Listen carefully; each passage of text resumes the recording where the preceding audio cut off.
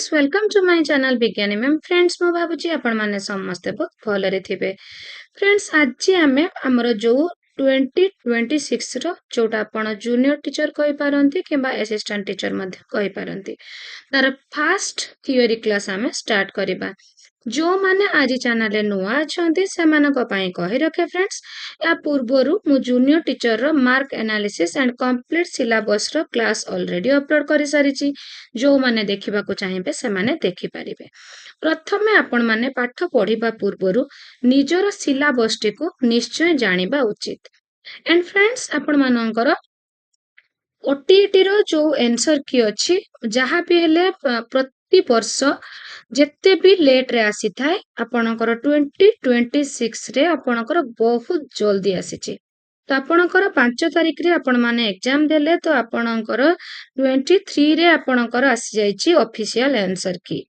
तो आपणकर 20 दिन भी हेनी आपणकर आंसर की आसी जाईची तो सेथि पई आपण माने समस्ते निज माइंड रे रखंतु ओटीटी रो रिजल्ट मध्य बहुत शीघ्र आसीबो एंड रिजल्ट आसीबा संगे संगे आपणकर जूनियर टीचर बा असिस्टेंट टीचर रो नोटिफिकेशन मध्य आसीबो तो ता पूर्वरु आमे सब थियोरी क्लास गुडी को सारी दबा सेते बेले आमे केवल रिवीजन ही करिबा तो फ्रेंड्स जदि आपण मानको मोर वीडियो भलो लागे लाइक शेयर कमेंट करबा को आदो भी भूलिबे नै एंड फ्रेंड्स जदि चैनल रे नुआ छंती एंड सब्सक्राइब करि दउचंती ओटीटी भली आपण माने जूनियर टीचर ओएसएसटीटी सब आपण माने इजीली क्वालिफाई करि परिबे एंड फ्रेंड्स जो माने ओटीटी रो आंसर की जो ऑफिशियल आंसर की रु जानि पारुचंती जे सेमानकर क्वालिफाइंग मार्क आसी जाईची से माने जेते बेले भी कमेंट करबा पई चाहूचंती समस्ते मोर यूट्यूब चैनल रे ही कमेंट करंतु जदि आपण माने यूट्यूब चैनल रे कमेंट करूचंती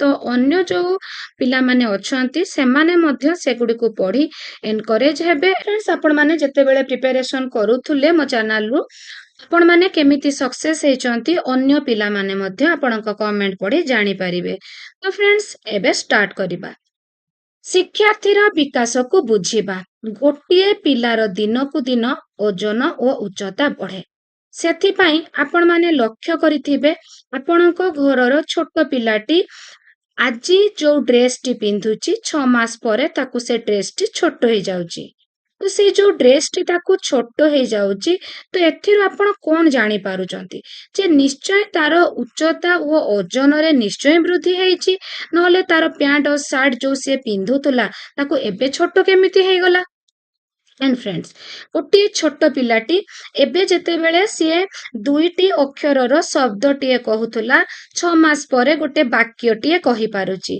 तो सेठी मध्य तार परिवर्तन घटिछि कि नाही फ्रेंड्स तो एबे जो आपणकर छोट पिलाटीर कथावार्तार जो शैली रहिछि किछि दिन परे बा किछि मास परे देखिबे तार कथा कहिबार शैलीर मध्य परिवर्तन घटुछि तो आपणकर से पिलार जो उच्चता ओ ओजन रे जो वृद्धि हैला ताकू आमे कहिबा कोन वृद्धि बोली कहिबा उच्चता ओ ओजन रे आपण जो परिवर्तन देखिले ताकू आमे वृद्धि बोली कहिबा एंड तार कथा कहिबार शैली एंड कार्य करिबार क्षमतार जो वृद्धि हैला बा परिवर्तन हैला ताकू आमे विकास बोली कहि थाउ तो फ्रेंड्स आपणकर जूनियर टीचर रो both category 1 and category 2 both paper पाई ए क्लास टी इम्पोर्टेंट रही तो आपणकर बोथ क्लास रो जो अंडरस्टैंडिंग चाइल्ड डेवलपमेंट शिक्षार्थी रो विकास को बुझिबार 1.1 आपणकर यूनिट 1 रो 1.1 रही concept principles and stages of child development तो एटा आपणकर बोथ पेपर 1 एंड पेपर 2 जो माने भी देबे फ्रेंड्स समस्तक पई इम्पोर्टेंट रही तो समस्ते निश्चय पढ़िबे तो एटी मु आपण माननकु आ गोटे कथा फ्रेंड्स कहूची देखंतु ग्रेजुअली जो इंक्रीज होची height weight and body size ताकू आमे कोन कहिथाउ ताकू आमे ग्रोथ बोली कहिथाउ but development implies changes in bodily functions हम शरीर जो कार्यकलाप रहुची से कार्यकलाप किंबा कार्य करिवार जो शैली रहुची तार परिवर्तन होची विकास କିନ୍ତୁ ତାର ଉଚ୍ଚତାରେ ବା ତାର ଓଜନ ବା height weight and body size ରେ ଯୋଉ ଡିଫରେନ୍ସ ଆପଣ ଦେଖୁଛନ୍ତି ବା ପରିବର୍ତ୍ତନ ଦେଖୁଛନ୍ତି ତାକୁ ବୃଦ୍ଧି ବୋଲି ଆମେ କହିଥାଉ। ତ ଫ୍ରେଣ୍ଡସ୍, ବୃଦ୍ଧି ଓ ବିକାଶ ଆପଣଙ୍କର ସେ ଓଟିଇଟି ହଉ, ଏସଏସଟିଇଟି ହଉ, କି ଆପଣଙ୍କର ଜୁନିୟର ଟିଚର ହଉ କି ଏସଏସବିଟିଜିଟି ହଉ, ଆପଣଙ୍କର ବୃଦ୍ଧି ଓ ବିକାଶ ଗ୍ରୋଥ ଆଣ୍ଡ ଡେଭଲପମେଣ୍ଟ ରୁ କ୍ୱେଶ୍ଚନ ତ ଫ୍ରେଣ୍ଡସ୍ ନିଶ୍ଚୟ ଆସିବ, नो डाउट। ତ ଆପଣ ଆଉ ଗୋଟେ କଥା ମନେ ରଖନ୍ତୁ, ଗ୍ରୋଥ ହଉଛି ଆପଣଙ୍କର ପରିମାଣାତ୍ମକ। କାହିଁକି ନା ଆପଣ ଓଜନଟି ଯେତେବେଳେ ପିଲାର ସୂଚଉଛନ୍ତି ସେତେବେଳେ ଆପଣ ସେଣ୍ଟିମିଟର କି ଫୁଟ ରେ ସୂଚଉଛନ୍ତି, ପିଲାର ଉଚ୍ଚତାଟି ଯେତେବେଳେ ସୂଚଉଛନ୍ତି ଆପଣ କେଜି ରେ ସୂଚଉଛନ୍ତି। ତ ଏଇଟା ଗୋଟେ ପରିମାଣକୁ ବୁଝଉଛି। କିନ୍ତୁ ଯେତେବେଳେ ବିକାଶଟି ଆପଣଙ୍କର ତାର ପିଲାର ଗୁଣକୁ ବୁଝଉଛି, ଯେମିତି ଆଜି ଗୋଟିଏ ପିଲା 1 କିଲୋର ପଥର ଉଠେଇ ପାରିଲେ 6 ମାସ ପରେ 2 କିଲୋର ପଥରଟି ଉଠେଇ ପାରୁଛି। ତ ତା ହାତର କାର୍ଯ୍ୟ କୁଶଳତାର କ୍ଷମତା ବଢୁଛି। ଆପଣ ତାର ହାତର ଲମ୍ବ ବଢିବାଟାକୁ ବୃଦ୍ଧି କହିଲା ବେଳେ ତାର ହାତର କାର୍ଯ୍ୟ କରିବାର କ୍ଷମତା ଯୋଉ ବଢୁଛି ତାକୁ ଆପଣ ବିକାଶ ବୋଲି କହିବେ। ତ ଫ୍ରେଣ୍ଡସ୍, ଆପଣଙ୍କର ଏଇ ହୋଲଟା ଯଦି ଆପଣଙ୍କର ବିକାଶ ହୁଏ, ବୃଦ୍ଧି ହଉଛି ତାର ଗୋଟେ ପାର୍ଟ। ବୃଦ୍ଧି ହଉଛି ତାର ଗୋଟେ ପାର୍ଟ। ବୃଦ୍ଧି ହଉଛି ଆପଣଙ୍କର କଣ, ପରିମାଣାତ୍ମକ, କେବଳ ପରିମାଣକୁ ବୁଝାଏ। ବଟ୍ ଆପଣଙ୍କର ବିକାଶ ହଉଛି ଉଭୟ ପରିମାଣାତ୍ମକ ଓ ଗୁଣାତ୍ମକ। ତ ମୁଁ ତ କେବଳ ଗୁଣାତ୍ମକ କହିଥାନ୍ତି। ଉଭୟ ପରିମାଣାତ୍ମକ ଓ ଗୁଣାତ୍ମକ କାହିଁକି କହିଲି ଫ୍ରେଣ୍ଡସ୍? ନା ପିଲାର ଯେତେବେଳେ ଶାରୀରିକ ବିକାଶଟି ହଉଛି ତାହା ଆପଣଙ୍କର ବୃଦ୍ଧିକୁ ସୂଚଉଛି କି ନାହିଁ। ପିଲାର ହାତର ଲମ୍ବ ବଢିବା, ତାର ଉଚ୍ଚତା ବଢିବା, ତାର ମୁଣ୍ଡର ଆକାର ବଢିବା, ଏଇ ଯୋଉ ଶାରୀରିକ ବିକାଶ ହଉଛି ତ ସେଇଟା ଆପଣଙ୍କର ବୃଦ୍ଧି କି ନୁହେଁ ଫ୍ରେଣ୍ଡସ୍? ତ ବିକାଶ ମଧ୍ୟରେ ବୃଦ୍ଧି ରହିଥାଏ। ତ ବୃଦ୍ଧି କେବଳ ପରିମାଣାତ୍ମକ, ବଟ୍ ବିକାଶ ହେଉଛି ଉଭୟ ପରିମାଣାତ୍ମକ ଓ ଗୁଣାତ୍ମକ। ବିକାଶର ଯୋଉ ଶାରୀରିକ, ସାମାଜିକ, ମାନସିକ, ବୌଦ୍ଧିକ, ଆବେଗିକ, ନୈତିକ ସବୁ ରହିଛି, ସେଥିରୁ ଶାରୀରିକ ବିକାଶଟି ଆପଣଙ୍କର ବୃଦ୍ଧିକୁ ସୂଚଉଥିବା ବେଳେ, ପରିମାଣକୁ ସୂଚଉଥିବା ବେଳେ ଶାରୀରିକ ବିକାଶଟି ଆପଣଙ୍କର ଅନ୍ୟ ସବୁ ଯୋଉ ବିକାଶ ରହିଛି, ସାମାଜିକ କି ମାନସିକ କି ଆପଣଙ୍କର ଆବେଗିକ, ନୈତିକ ସବୁ ବିକାଶ, ବୌଦ୍ଧିକ ସବୁ ରହିଛି, ତାହା ଆପଣଙ୍କର ଗୁଣାତ୍ମକକୁ ସୂଚଉଛି। ତ ସେଥିପାଇଁ ଆମେ ଡେଭଲପମେଣ୍ଟକୁ ବୋଥ କ୍ୱାଲିଟେଟିଭ ଆଣ୍ଡ କ୍ୱାଣ୍ଟିଟେଟିଭ ବୋଲି କହିଥାଉ। ତ ଫ୍ରେଣ୍ଡସ୍, ଆପଣଙ୍କର both growth and development R inter related and inter dependent. ତ ଫ୍ରେଣ୍ଡସ୍, ପରସ୍ପର ସେମାନେ ସମ୍ପର୍କିତ ଆଣ୍ଡ ପରସ୍ପର ଉପରେ ନିର୍ଭର କରିଥାନ୍ତି। ତ ଫ୍ରେଣ୍ଡସ୍, ବୃଦ୍ଧି ଓ ବିକାଶ ଉପରେ ଏବେ ଆପଣ ମାନେ ନିଶ୍ଚୟ ଜାଣିପାରିଥିବେ। ତେବେ ଏବେ ଆମେ ଦେଖିବା ଆପଣଙ୍କର ବୃଦ୍ଧି ଓ ବିକାଶର ଅର୍ଥ କଣ ରହିଛି। ବୃଦ୍ଧି ଓ ବିକାଶର ଅର୍ଥ କଣ ରହିଛି ଦେଖନ୍ତୁ ଫ୍ରେଣ୍ଡସ୍, ମୋଟାମୋଟି କହିବାକୁ ଗଲେ ବୃଦ୍ଧି ହେଉଛି ଆକାରରେ ବଢିବା। ଆକାରରେ ବଢିବା ହେଉଛି ବୃଦ୍ଧି, ଯୋଉଟା ଆପଣଙ୍କର କ୍ୱାଣ୍ଟିଟେଟିଭ। ତ ଆପଣଙ୍କର ପିଲାଦିନୁ ଛୋଟ ପିଲାଟି ଶିଶୁରୁ ଯୋଉ ସିଏ ଆସ୍ତେ ଆସ୍ତେ ଯୁବକରେ ପରିଣତ ହୁଏ, ତ ଏଇଠି ତାର କଣ ହେଇଥାଏ, ତାର ଶରୀର, ତାର ଯୋଉ ହାତ ଗୋଡ, ତାର ଆକାରର, ଓଜନର, ଉଚ୍ଚତାର ପରିବର୍ତ୍ତନ ହେଇଥାଏ। ଛୋଟ ଶିଶୁଟି ଯେତେବେଳେ ଜନ୍ମ ହୁଏ ସେ ଆପଣଙ୍କର 3 କେଜି ହେଲା କି 2.5 କେଜି ହେଲା କି 1 କେଜି ହେଲା କି 3.5 କେଜି ହେଲା, ତ ଏମିତି ହିଁ ଛୋଟ ପିଲାଟି ହେଇଥାଏ। କିନ୍ତୁ ଆସ୍ତେ ଆସ୍ତେ ଯେତେବେଳେ ସିଏ ଯୁବକରେ ପରିଣତ ହୁଏ, ତାର ବୃଦ୍ଧି ଘଟି ଘଟି ସିଏ ଆସ୍ତେ ଆସ୍ତେ ଗୋଟେ ବଡ ଯୁବକରେ ପରିଣତ ହେଇଯାଏ। ତ ଏହା ହେଉଛି ପରିମାଣାତ୍ମକ। ଶାରୀରିକ ବୃଦ୍ଧି କହିଲେ ଆମେ ସାଧାରଣତଃ ଓଜନ ଓ ଉଚ୍ଚତାକୁ ବୁଝିଥାଉ। ଏହା ଶରୀରର ବିଭିନ୍ନ ଅଙ୍ଗର ବର୍ଦ୍ଧିତ, ଶରୀରର ବିଭିନ୍ନ ଅଙ୍ଗ ଯୋଉଟା ହାତ ଗୋଡ, ତ ଶରୀରର ବିଭିନ୍ନ ଅଙ୍ଗର ଆପଣଙ୍କର ବର୍ଦ୍ଧିତ ଓ ପ୍ରସାରିତ ଅବସ୍ଥାକୁ ବୁଝେଇଥାଏ। ଶରୀରର ଏହି ପରିବର୍ତ୍ତନ ସଂଖ୍ୟା ଓ ମାତ୍ରା ପରିମାଣ ଅନୁସାରେ ପ୍ରକାଶ କରାଯାଇ ପାରିବ। ମୁଁ କହିଥିଲି କି ନାହିଁ, ଯେମିତି କେଜି ହେଲା କି ଇଞ୍ଚ ହେଲା କି ସେଣ୍ଟିମିଟରରେ ସୂଚାଯାଏ, ତ ଆକୁ ଆମେ ବୃଦ୍ଧି ବୋଲି କହିଥାଉ। ତ ଏବେ ଆମେ ଦେଖିବା ବିକାଶ। ବିକାଶ ହଉଛି ଆପଣଙ୍କର ଗ୍ରୋଥ। ଫ୍ରେଣ୍ଡସ୍, ବିକାଶ କହିଲେ ଆପଣଙ୍କର କଣ ବୁଝେଇଥାଏ ନା ଗୋଟେ କାର୍ଯ୍ୟ କରିବାର କ୍ଷମତା, ଗୋଟେ ପିଲାର କାର୍ଯ୍ୟ କରିବାର କ୍ଷମତାକୁ ବିକାଶ ବୋଲି କୁହାଯାଇଥାଏ। ଶିଶୁଟିଏ ଜନ୍ମ ହେବା ପରେ ତାର ଆକାର ବଦଳୁଥାଏ। ସେଜରେ ଶୋଇ ରହିଥିବା ଶିଶୁଟି କ୍ରମଶଃ କଣ କରେ? କୋଡ଼ ଲେଉଟାଏ, ପେଟାଏ, ଗୁରୁଣ୍ଡେ, କାନ୍ଥ ବାଡ଼ ଧରି ଛିଡ଼ା ହୁଏ। ତାପରେ ଚାଲେ, ଦୌଡ଼େ, ଖେଳେ, କଥା କୁହେ, ମନେ ରଖିପାରେ, ଚିନ୍ତା କରିବାର ଶକ୍ତି ବଢ଼େ, ଶିକ୍ଷା କରିବାର କ୍ଷମତା କ୍ରମଶଃ ତାର ବଢ଼ି ବଢ଼ି ଚାଲେ। ଏହିଭଳି ପରିବର୍ତ୍ତନକୁ ବିକାଶ ବୋଲି କୁହାଯାଏ। ବିକାଶ କେବେ ବି ଗୋଟେ ଦିନରେ ହେଇଯାଏ ନାହିଁ। ଏହା କ୍ରମାନ୍ୱୟରେ ଧାରାବାହିକ ଭାବରେ ଷ୍ଟେପ୍ ବାଇ ଷ୍ଟେପ୍ ଚାଲିଥାଏ। ତ ଫ୍ରେଣ୍ଡସ୍, ଆମେ ଗୋଟେ ଛୋଟ ଲାଇନରେ ହିଁ ବୁଝିବା। ସଂକ୍ଷେପର କହିଲେ ଆକାରର ପରିବର୍ତ୍ତନକୁ ବୃଦ୍ଧି ଓ କାର୍ଯ୍ୟ ସମ୍ପାଦନ ତଥା ଆଚରଣ ପରିବର୍ତ୍ତନ ତଥା ଉନ୍ନତିକୁ ବିକାଶ କୁହାଯାଏ। ତ ଫ୍ରେଣ୍ଡସ୍, ବହୁତ ଜଣ ରିକ୍ୱେଷ୍ଟ କରୁଥିଲେ ଯେ ଯେତେବେଳେ ମ୍ୟାଡାମ ବୁଝେଇବେ ସେତେବେଳେ ଟିକେ ସ୍ଲୋଲି ବୁଝେଇବେ, ଯେହେତୁ ଆପଣମାନଙ୍କୁ ସବୁ ନୋଟ୍ସ କରିବାର ଅଛି। ଏଣ୍ଡ ମୁଁ ମଧ୍ୟ ଆପଣମାନଙ୍କୁ ସବୁବେଳେ କହିଥାଏ, ଯେତେବେଳେ ବି ଆପଣ ମୋ କ୍ଲାସ୍ କରୁଛନ୍ତି ନୋଟ୍ କପି ଏଣ୍ଡ ପେନ୍ ନିଶ୍ଚୟ ପାଖରେ ରଖିବେ। କାହିଁକି ନା ଆପଣମାନଙ୍କ ସହିତ ଏଇ ଯୋଉ ମୁଁ ଆପଣମାନଙ୍କ ପାଖକୁ ଯୋଉ ଲାଇନ ଗୁଡ଼ିକ ଆଣୁଛି ତା ସହିତ ମୁଁ ଯାହା କହୁଛି ତାହା ମଧ୍ୟ ବହୁତ ଇମ୍ପୋର୍ଟାଣ୍ଟ ରହିଛି। ତ ଆପଣମାନେ ସେଗୁଡ଼ିକ ମଧ୍ୟ ନୋଟ୍ କରିବାକୁ ଚେଷ୍ଟା କରନ୍ତୁ। ନୋଟ୍ କରିବେ ଯଦି ଆପଣଙ୍କୁ ସଫଳତା ନିଶ୍ଚୟ ଭଲ ଭାବେ ମିଳିବ। କାହିଁକି ନା ଏକ୍ଜାମ 2-3 ଦିନ ଆଗରୁ ଆପଣ ତ ପ୍ରତି ଭିଡିଓକୁ ଦେଖିପାରିବେନି, ବଟ୍ ନୋଟ୍ କପିକୁ ଆପଣମାନେ ଓଲଟିକି ନିଶ୍ଚୟ ଯାଇପାରିବେ। ତ ସଂକ୍ଷେପରେ ଆମେ କହିଲେ ଆକାରର ପରିବର୍ତ୍ତନକୁ ବୃଦ୍ଧି ଓ କାର୍ଯ୍ୟ ସମ୍ପାଦନ ତଥା ଆଚରଣ ପରିବର୍ତ୍ତନ ତଥା ଉନ୍ନତିକୁ ବିକାଶ କୁହାଯାଏ। ତ ଫ୍ରେଣ୍ଡସ୍, ଆପଣଙ୍କର ଏଇ ଯୋଉ ବୃଦ୍ଧି ଓ ବିକାଶ ଆମେ ସେତେବେଳୁ କହୁଛେ। ତ ଆପଣଙ୍କର ଶରୀରର ବିଭିନ୍ନ ଅଙ୍ଗ ପ୍ରତ୍ୟଙ୍ଗର କାର୍ଯ୍ୟ କରିବାର କ୍ଷମତାର ଉନ୍ନତି ଘଟିବା ଏକ ପ୍ରକାର ପରିବର୍ତ୍ତନ। ଏହି କର୍ମକୁଶଳତାର ପରିବର୍ତ୍ତନକୁ ବିକାଶ କୁହାଯାଏ। ତ ଦେଖନ୍ତୁ ଫ୍ରେଣ୍ଡସ୍, ଆପଣଙ୍କର ବୃଦ୍ଧି କଥା ଆମେ କହିବା। ଆପଣଙ୍କର ହର୍ଲକଙ୍କ ମତରେ ବୃଦ୍ଧି ଆଜୀବନ ଘଟେ ନାହିଁ। ହର୍ଲକ କହୁଛନ୍ତି ବୃଦ୍ଧି ଆଜୀବନ ଘଟେ ନାହିଁ।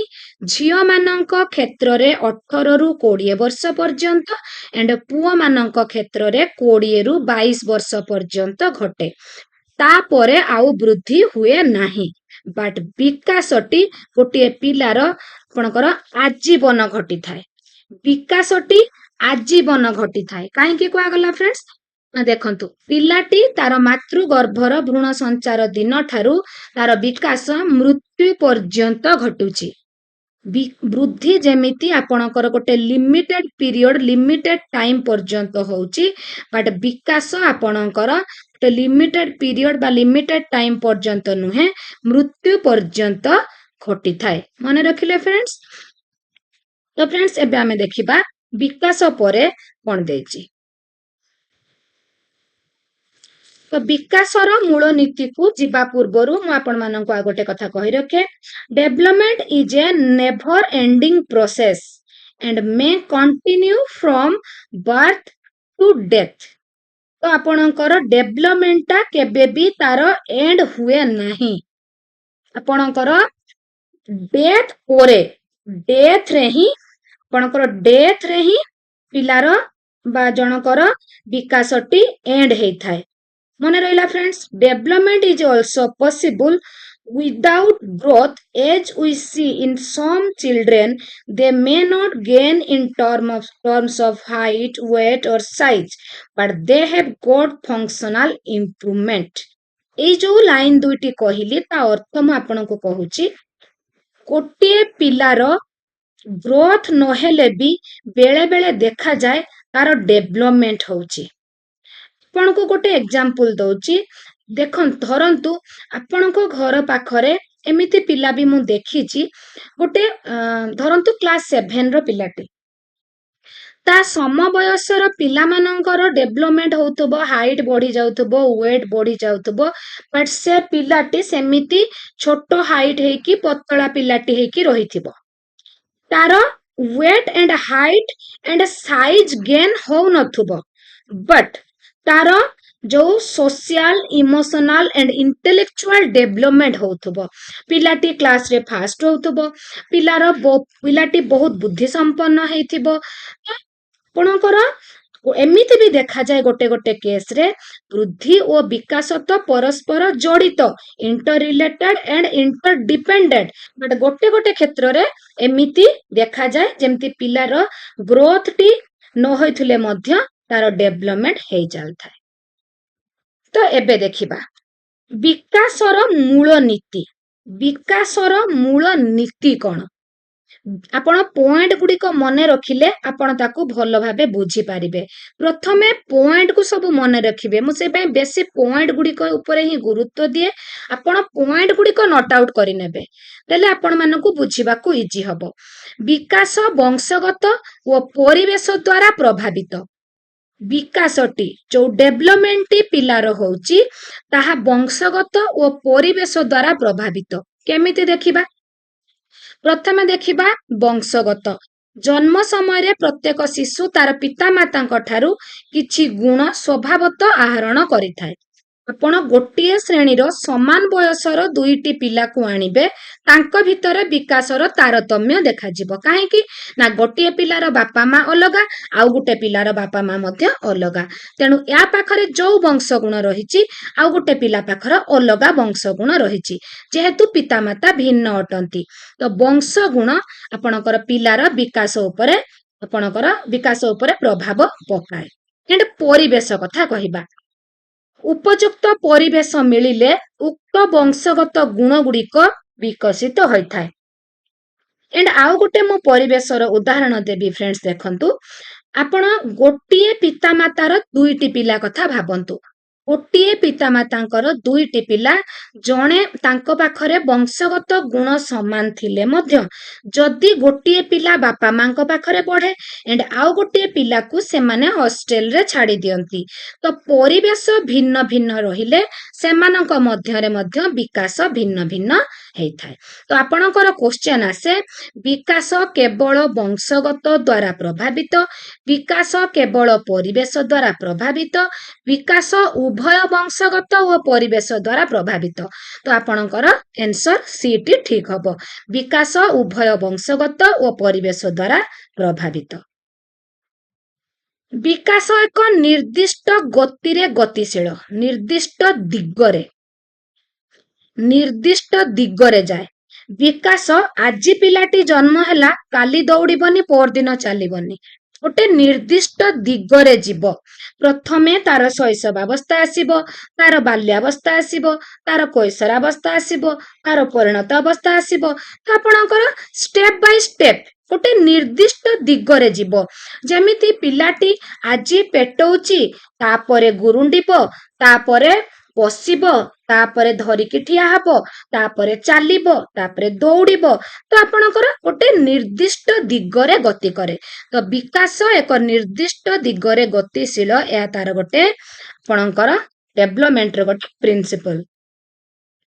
ପ୍ରତ୍ୟେକ ବ୍ୟକ୍ତିର ବିକାଶର ଧାରା ଅଲଗା। ତ ଫ୍ରେଣ୍ଡସ୍, ଆଜି ଯୋଉ ଏଇ କ୍ଲାସଟି ମୁଁ କରୁଛି ଏଇ ରିଲେଟେଡ ଆପଣଙ୍କ ପାଇଁ MCQ ମୁଁ ନେକ୍ସଟ କ୍ଲାସରେ ନିଶ୍ଚୟ ଆଣିବି। ଆପଣଙ୍କର MCQ ଆଣିବା ପର୍ଯ୍ୟନ୍ତ ଆପଣ ଥିଓରି କ୍ଲାସଟିକୁ ଭଲ ଭାବେ ବୁଝି ଯାଆନ୍ତୁ। ପ୍ରତ୍ୟେକ ବ୍ୟକ୍ତିର ବିକାଶର ଧାରା ଅଲଗା। ମୁଁ ଯେ ଫ୍ରେଣ୍ଡସ୍ ଆପଣମାନଙ୍କୁ ସବୁବେଳେ ଥିଓରି ବୁଝନ୍ତୁ କହୁଛି, ଆପଣମାନେ ଯୋଉ OTET ଏକ୍ଜାମ ଦେଲେ ବୁଝିପାରୁଥିବେ। ଯୋଉମାନେ ଭଲ ଭାବେ ଥିଓରି ବୁଝିଥିବେ ସେମାନଙ୍କୁ କ୍ୱେଶ୍ଚନକୁ ଫେସ୍ କରିବାକୁ ଇଜି ହେଇଥିବ, ବଟ୍ ଯୋଉମାନେ କେବଳ MCQ ଦେଖିକି ଏକ୍ଜାମ ଦେବା ପାଇଁ ଯିବେ, ପର୍ଟିକୁଲାର MCQ ନ ଆସିକି ଟିକେ ବୁଲେଇକି ପକେଇଦେଲେ ସେମାନଙ୍କୁ ଫେସ୍ କରିବାକୁ ନିଶ୍ଚୟ ଡିଫିକଲ୍ଟିଜ ଫିଲ୍ ହବ। ତ ଫ୍ରେଣ୍ଡସ୍, ସେଇ ଭୁଲ ଆଉ ଆଦୌ ବି ଆପଣମାନେ କରନ୍ତୁ ନାହିଁ। ପ୍ରଥମେ ଥିଓରିକୁ କ୍ଲିୟର ହୁଅନ୍ତୁ। ପ୍ରତ୍ୟେକ ବ୍ୟକ୍ତିର ବିକାଶର ଧାରା ଅଲଗା। ଶିଶୁମାନଙ୍କର ବିକାଶରେ ଭିନ୍ନତା ଦେଖାଯାଏ।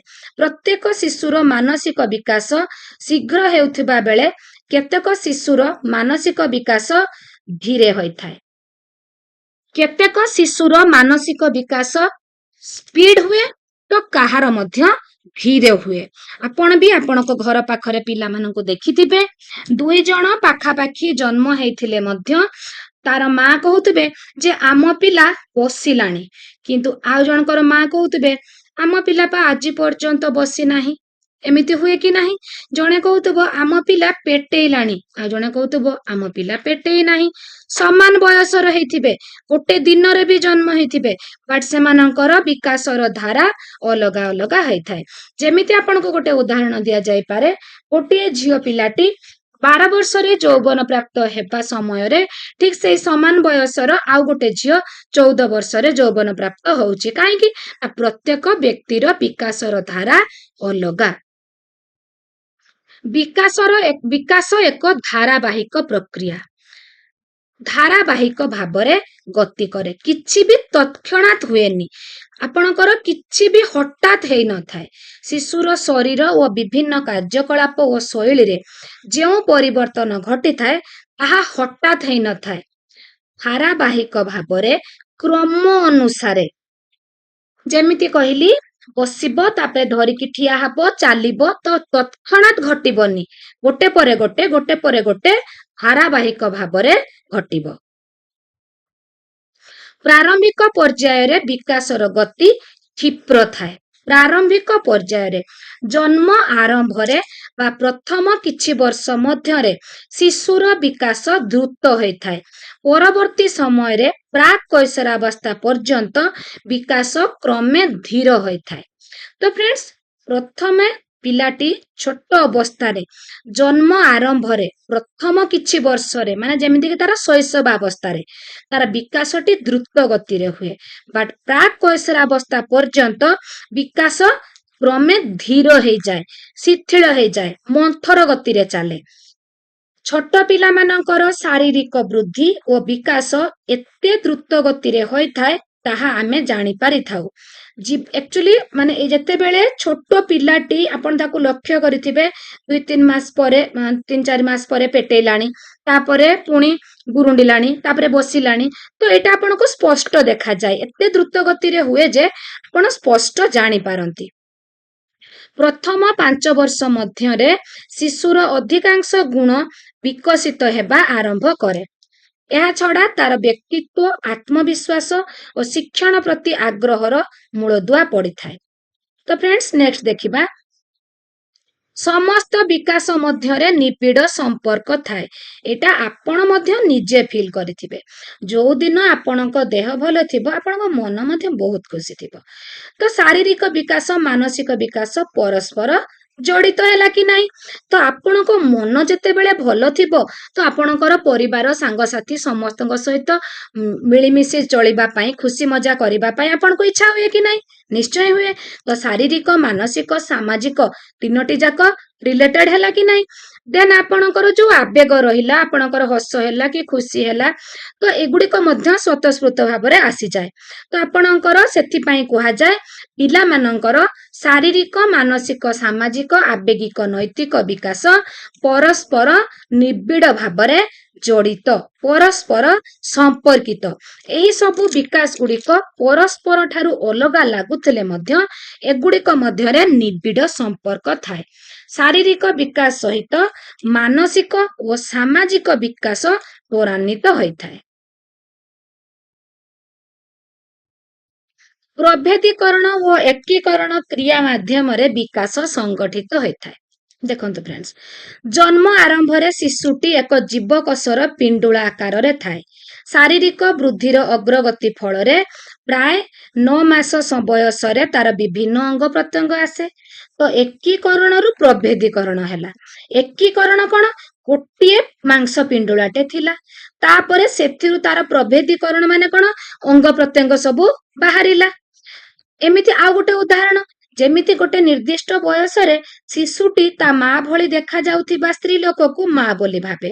ଆସ୍ତେ ଆସ୍ତେ ତାର ନିର୍ଦ୍ଦିଷ୍ଟ ବୟସ ସୀମା ଆସିଯିବା ପରେ ତାକୁ ପ୍ରତିଦିନ ଖୋଇବାକୁ ଆସୁଥିବା ଏଣ୍ଡ ତାର ଯତ୍ନ ନେଉଥିବା ସ୍ତ୍ରୀ ଲୋକଟି ତାର ମା ବୋଲି ସିଏ ଜାଣିପାରେ। ସେହିପରି ଶିଶୁ ପ୍ରଥମେ ବିଭିନ୍ନ ଅବୁଝା ସ୍ୱର ସୃଷ୍ଟି କରେ, ପରେ ସିଏ ଏକ ଶବ୍ଦ, ଦୁଇ ଶବ୍ଦ ବିଶିଷ୍ଟ ବାକ୍ୟ, ଖଣ୍ଡ ବାକ୍ୟ, ଶେଷରେ ପୂର୍ଣ୍ଣ ବାକ୍ୟ କହିବା ଆରମ୍ଭ କରିଥାଏ। ଶରୀରର ପ୍ରତ୍ୟେକ ଅଙ୍ଗ ବିଭିନ୍ନ ସମୟରେ ଭିନ୍ନ ବେଗରେ ବୃଦ୍ଧି ପାଏ।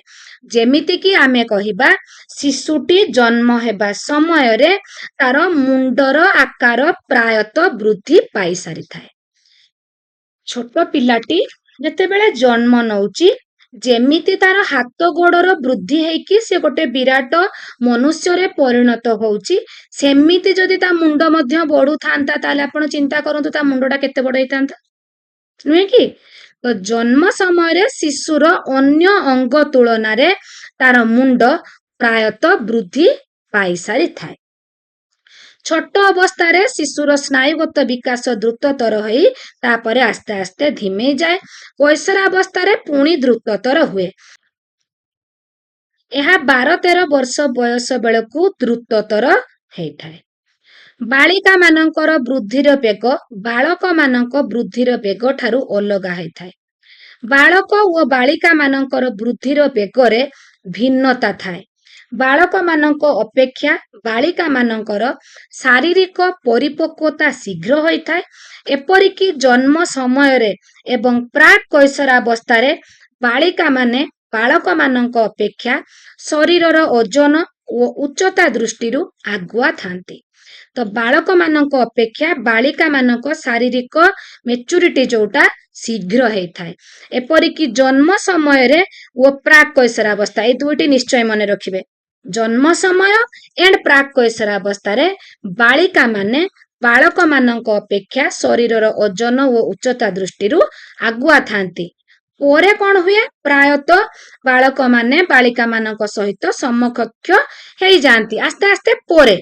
ବଟ୍ ତାଙ୍କର ଜନ୍ମ ସମୟରେ ଓ ପ୍ରାକ୍ କୈଶୋରାବସ୍ଥାରେ ବାଳିକା ମାନେ ବାଳକ ମାନଙ୍କ ଠାରୁ ଓଜନ ଉଚ୍ଚତାରେ ଶରୀରର ଆଗୁଆ ଥାନ୍ତି। ବିକାଶର ବିଭିନ୍ନ ପର୍ଯ୍ୟାୟ ଓ ସୋପାନ। ଜନ୍ମଠାରୁ ମୃତ୍ୟୁ ପର୍ଯ୍ୟନ୍ତ ବିକାଶର ପର୍ଯ୍ୟାୟକୁ ବିଭିନ୍ନ ସୋପାନରେ ଭାଗ କରାଯାଇଛି। ଏହା ହେଉଛି ଶାରୀରିକ ପର୍ଯ୍ୟାୟର ମୁଖ୍ୟ ସୋପାନ। ଓଟିଇଟି ସମୟରେ ବହୁତ ଜଣ କ୍ୱେଶ୍ଚେନ୍ କରୁଥିଲେ ଯେ ମ୍ୟାଡାମ ଏଜର ଯୋଉ ଲିମିଟେସନଟି ବହୁତ ଭେରି କରୁଛି। କାହିଁକି ଭେରି କରୁଛି ଫ୍ରେଣ୍ଡସ୍? ଏଇଟାକୁ ଆପଣ ମନେ ରଖିବେ, ଏହା ଶାରୀରିକ ବିକାଶର ପ୍ରକୃତ ପର୍ଯ୍ୟାୟ। ବଟ୍ ପିଆଜେଟ୍ ହେଲେ କି ହର୍ଲକ୍ ହେଲେ ସେମାନେ ସବୁ ମତ ଭିନ୍ନ ଭିନ୍ନ ଦେଇଛନ୍ତି। ବଟ୍ ଶାରୀରିକ ବିକାଶର ଯୋଉ ପ୍ରକୃତ ପର୍ଯ୍ୟାୟର ବୟସ ସୀମା, ଏଇଟା ହଉଛି ଆପଣଙ୍କର ଠିକ ଅଛି।